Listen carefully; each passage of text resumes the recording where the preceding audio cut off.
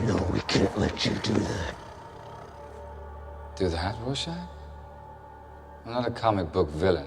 Welcome to Watch Mojo. And today we're counting down our picks for the top 20 smartest decisions ever made by movie villains. You knew I'd come. I counted on it. It was something we need to discuss, little one.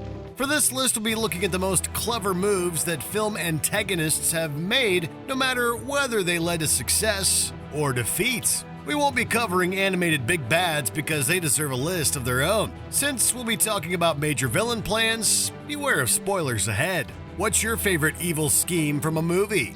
Let us know in the comments below. Number 20. Giving away free SIM cards. Kingsman: The Secret Service. A twisted tech mogul named Richmond Valentine wanted to sharply reduce the Earth's population in a hurry. To accomplish this goal, he found a way to send a signal through SIM cards that caused people to get violent and slay each other. All Valentine needed to do was get most of Earth's population to willingly get the devious piece of technology. He eventually decides the best way to spread these SIM cards is to give them away for free. As of tomorrow, every man, woman, and child can claim a free SIM card compatible with any cell phone, any computer, and utilize my communications network for free. Since people were so grateful that Valentine's gift gave them free internet access, no one questioned his intentions. The villain was easily able to cause global chaos just by pretending he was a very generous businessman. We must put aside all thoughts of death and focus on birth. Number 19. Pretending to be FBI agent Sean Archer. Face Off.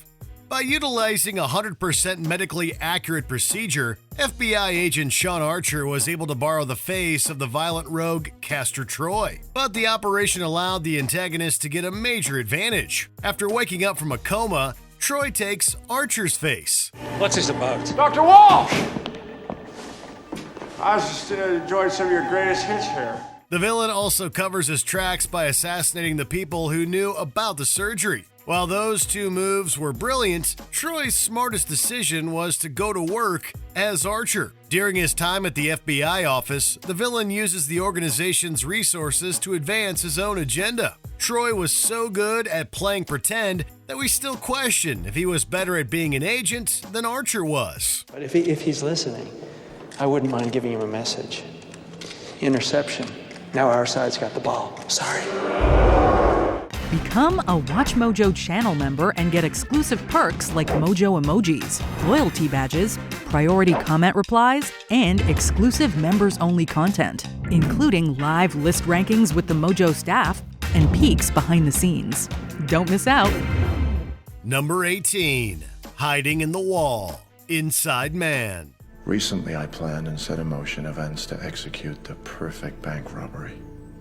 That's also the when. Since this bank robbery movie begins with the villain telling the audience that he's committed the perfect crime, we had pretty high expectations. Fortunately, Dalton Russell backed up his boast. He spends the movie executing multiple stages of a brilliant heist. All the wild events lead up to the moment where he reveals his genius method of escape. Instead of trying to get out of the bank when the police come in, Russell stays put. He spends a week relaxing behind a false wall his crew installed in the building in advance. Russell's plan works so well that he's able to collide with a detective that wanted to catch him without raising alarms. Sorry, excuse me. Number 17. Forging the One Ring. The Lord of the Rings, The Fellowship of the Ring.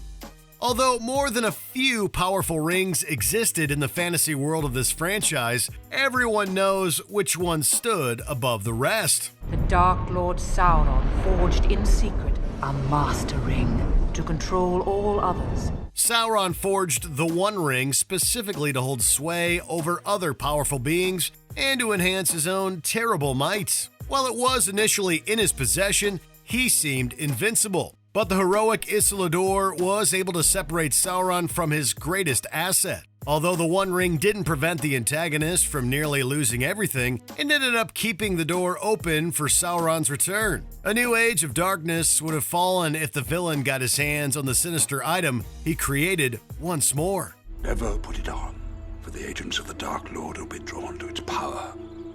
Always remember, Frodo, the ring is trying to get back to its master. Number 16. Lying about a third detonation. Die Hard with a Vengeance. Before Simon Gruber came along, his brother Hans pretended to have a political agenda just to pull off a heist at the Nakatomi building.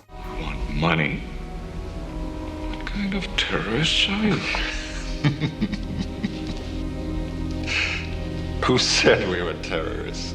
2 films after that plan fell apart, we saw another devious scheme play out. Simon Gruber put New York City police on edge after endangering lives with explosives twice in a row. So when he threatens to set off a third bomb, the authorities scramble to stop him. Simon uses the distraction to easily waltz into the Federal Reserve and make off with a ton of gold.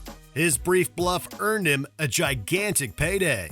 We're behind. You should abandon the rest and go. Relax, Targo. There's not a cop for 20 blocks. Number 15. Not trying to move the gold. Goldfinger. This is my bank. The gold depository at Fort Knox, gentlemen. In its vaults are $15 billion. One of the Bond franchise's most iconic big bads had an equally memorable plot. The greedy Goldfinger planned to make a fortune by planning an elaborate attack on Fort Knox. Initially, Bond believed the purpose of the assault was to steal a bunch of gold. However, the villain had a different endgame in mind. Goldfinger revealed that he intended to break into the facility and make the gold too radioactive to use. Well, if you explode it in Fort Knox, the entire gold supply of the United States will be radioactive for 57 years. 58 to be exact. In the aftermath, the antagonist's personal supply would skyrocket in value. This line of thought prevented Goldfinger from needing to hire a lot of people just to move tons of valuable materials in one shot. Even Bond seemed astounded that the villain came up with such a complex scheme. Number 14. Getting implanted inside of a vengeful human. Upgrade.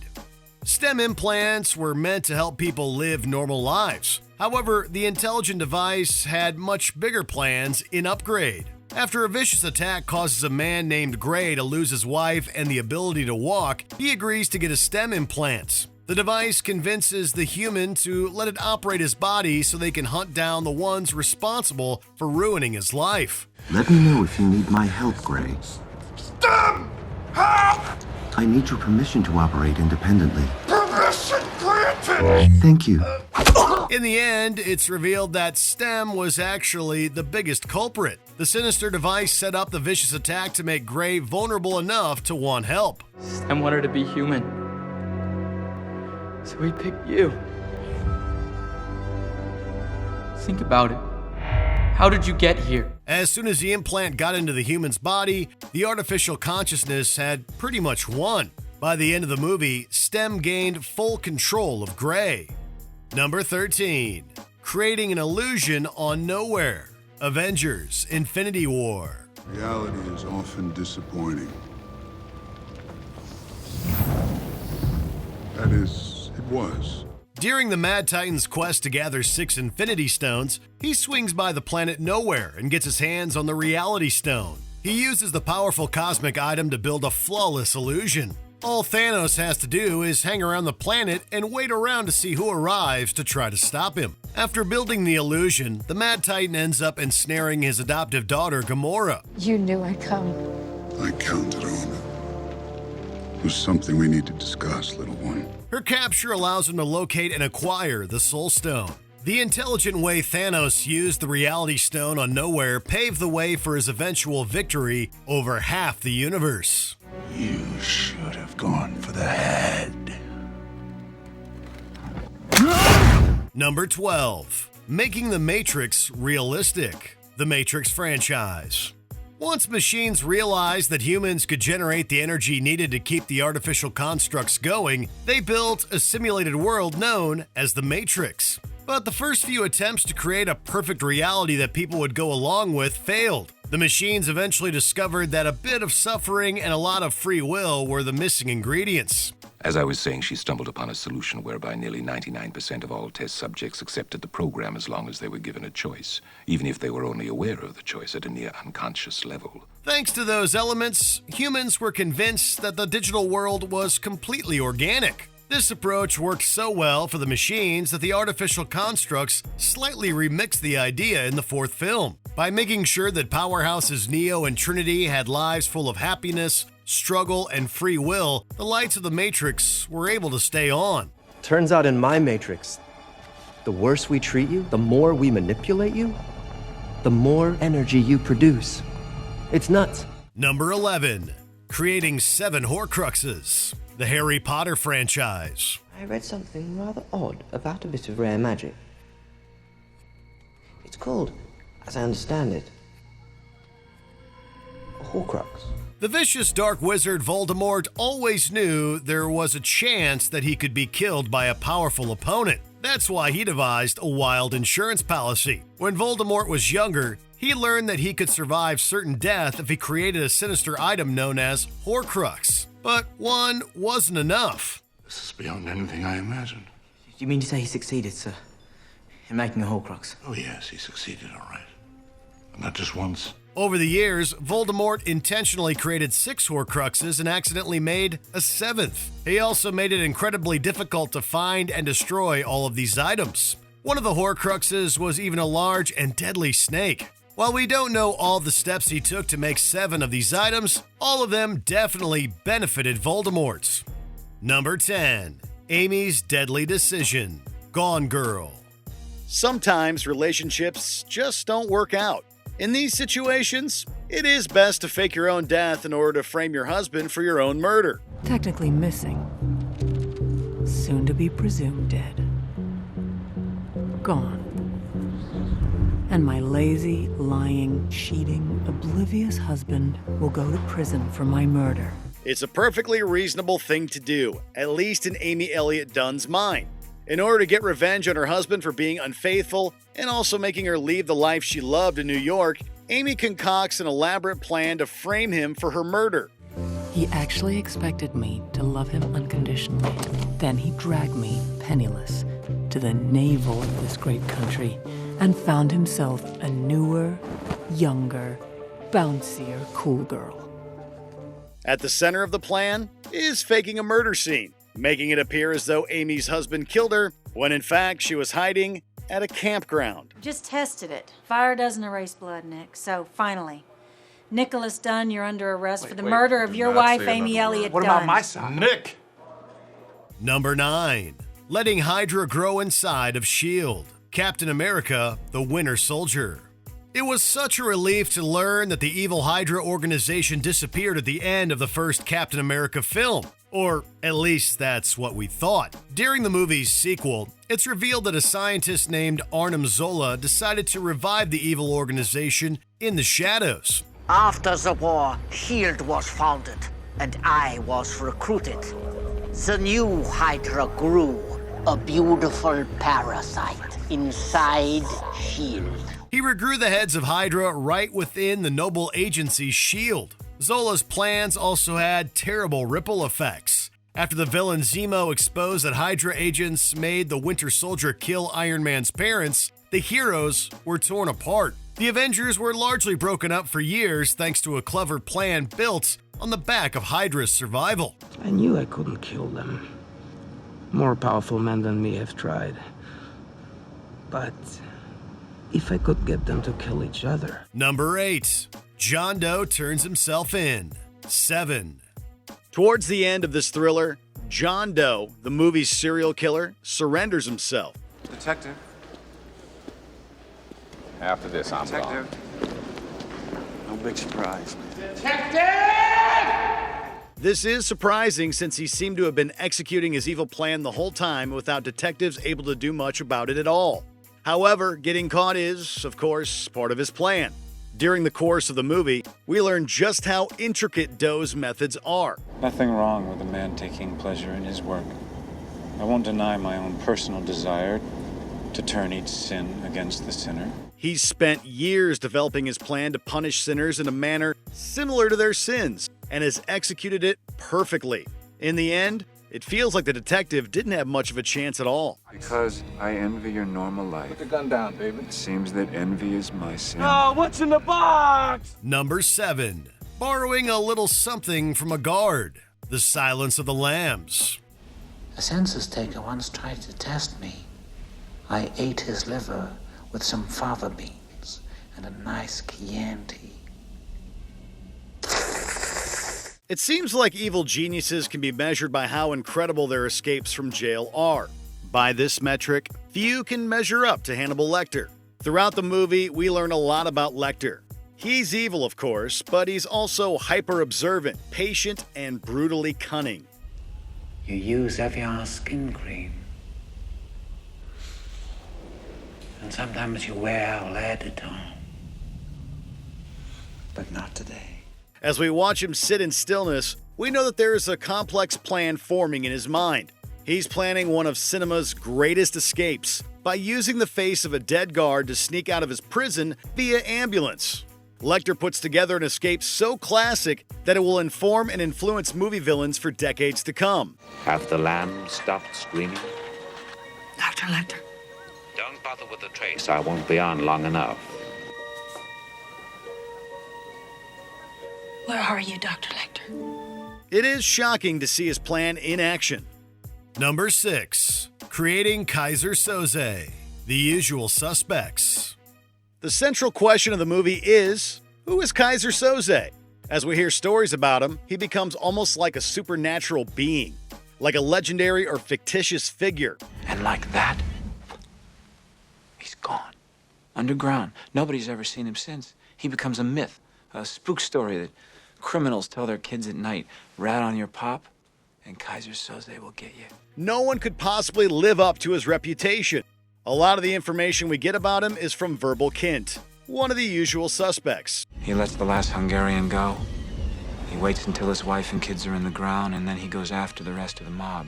He kills their kids, he kills their wives, he kills their parents and their parents' friends. At the end of the movie, when we discover who the real Kaiser Soze is, we realize the depths of his genius. His plan to fabricate the life of a master criminal is so good that it fools even us, the audience. Number 5. Making Dae-soo fall for the wrong person. Old Boy. Imagine one day being kidnapped and imprisoned for years with no explanation at all. 왜 때문에 들어왔는지 그것만 얘기 좀 해줘요. 예? 아니 사람이 알고 알아서 있어야지. 이발 이 2달째 이게 뭐 하는 짓이야? 아저씨 잠깐만 일로 와봐. That's what happens to the protagonist of this movie, Dae-soo. When he finally escapes, he is bent on finding the person who took his life away from him. This tale of vengeance is horrifying because of how well laid out the villain's plan is. Everything the villainous Woo Jin does is controlled. 됐네요, 이제. 복수하고 싶어서가 아니라 왜 그랬는지 알고 싶어서 싸운다고 했죠? Everything Woo Jin does is controlled. 당신의 진짜 실수는 대답을 못 찾은 게 아니야. 자꾸 틀린 질문만 하니까 맞는 대답이 나올 리가 없잖아. That's why this film's twist is one of the best in history. The villain manipulates him into unknowingly falling in love with and sleeping with his own daughter. After Dae-soo realizes the truth, he completely surrenders and makes it clear that Woo Jin has won. 내가 너희 누이한테 정말 죽을 죄를 졌다.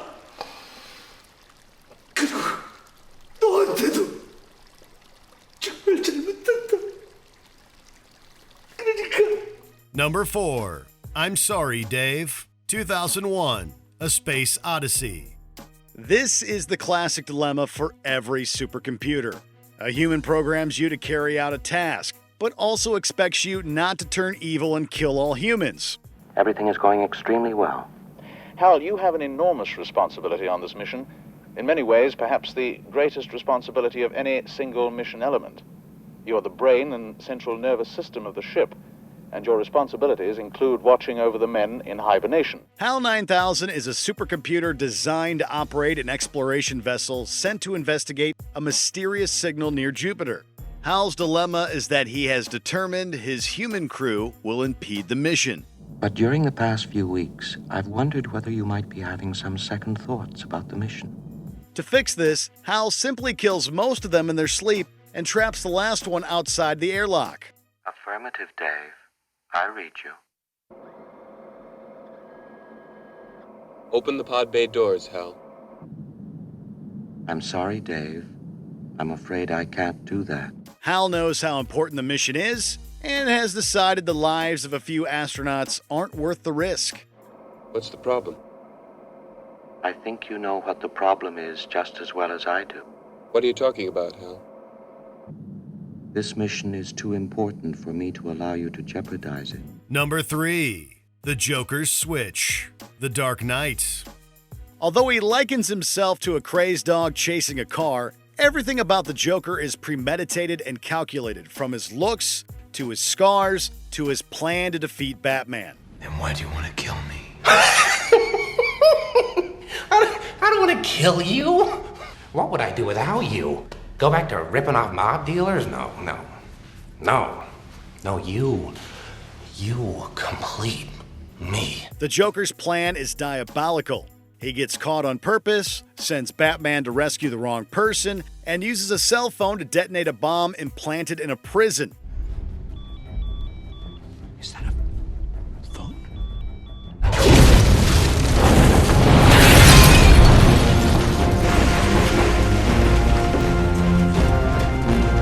Perhaps the smartest thing he does is tell Batman where Harvey and Rachel are being held. Except he knows Batman will go after Rachel, so he switches their locations. Don't worry, I'm gonna tell you where they are. Both of them. And that's the point. You'll have to choose. He's at 250 52nd Street, and she's on Avenue X.